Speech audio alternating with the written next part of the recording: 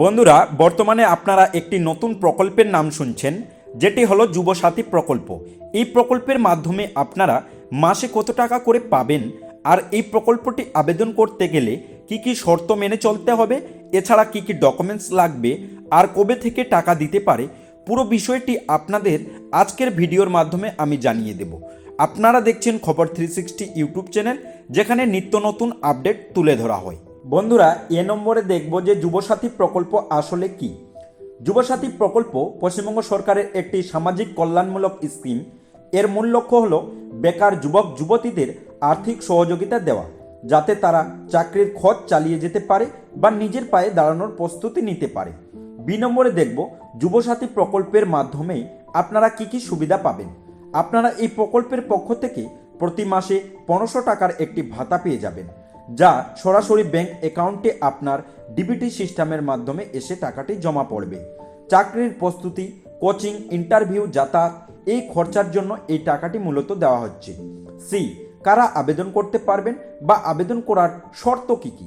পশ্চিমবঙ্গের স্থায়ী বাসিন্দা হতে হবে, আপনার বয়স 18 থেকে 45 বছরের মধ্যে হতে হবে, বেকার অর্থাৎ কোনো চাকরি করলে চলবে না, কোনো চাকরি নেই এমন যুবক যুবতীরাই অ্যাপ্লাই করতে পারবে।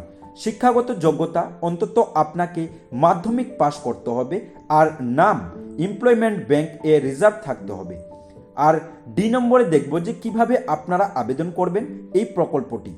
এই প্রকল্পটি আবেদন করতে পারবেন আপনারা সরাসরি অনলাইনে এমপ্লয়মেন্ট ব্যাংক WB পোর্টালে রেজিস্ট্রেশন করার অপশন রয়েছে, আর সেখানে গিয়ে রেজিস্ট্রেশন করার পর আপনার প্রয়োজনীয় নথি আপলোড করতে হবে। তারপরে যাচাই শেষ হলে, অনুমোদন হলে আপনি কিন্তু টাকা সরাসরি ব্যাংক অ্যাকাউন্টে পেতে শুরু করবেন। ই নম্বরে দেখব যে যুবসাথী প্রকল্পের আবেদন করতে গেলে যেসব ডকুমেন্টস লাগবে। বন্ধুরা, এই ডকুমেন্টসগুলি আপনাদের বাধ্যতামূলক লাগবেই। 1 নম্বর আধার কার্ড, 2 ভোটার কার্ড অথবা রেসিডেন্সি সার্টিফিকেট, পশ্চিমবঙ্গের বাসিন্দার জন্য প্রমাণের জন্য একটি সার্টিফিকেট। 3 শিক্ষাগত যোগ্যতার সার্টিফিকেট, মাধ্যমিক পাশের যে আপনার সার্টিফিকেট রয়েছে সেটি। 4 বয়সের প্রমাণপত্র, এক্ষেত্রে আপনারা মাধ্যমিকের অ্যাডমিট কার্ড অথবা জন্ম সার্টিফিকেট দিতে পারেন। 5 বেকারত্বের ঘোষণা। 6 ব্যাংকের পাসবইয়ের ফ্রন্ট পেজ, যেখানে আপনার অ্যাকাউন্ট নম্বর ও IFSC কোড নম্বর দেখা যায়, সেই সব পেজটি আপলোড করতে হবে। 7 পাসপোর্ট সাইজের একটি ছবি। 8 মোবাইল নম্বর।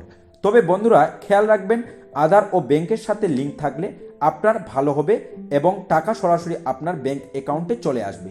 বন্ধুরা, এই ছিল আজকের নতুন প্রকল্পের আপডেট যুবসাথী প্রকল্প নিয়ে। ভিডিওটি ভালো লাগলে একটি লাইক, চ্যানেলটিকে সাবস্ক্রাইব আর অন্যজনকে শেয়ার করে খবরটি জানার সুযোগ করে দিবেন। ধন্যবাদ।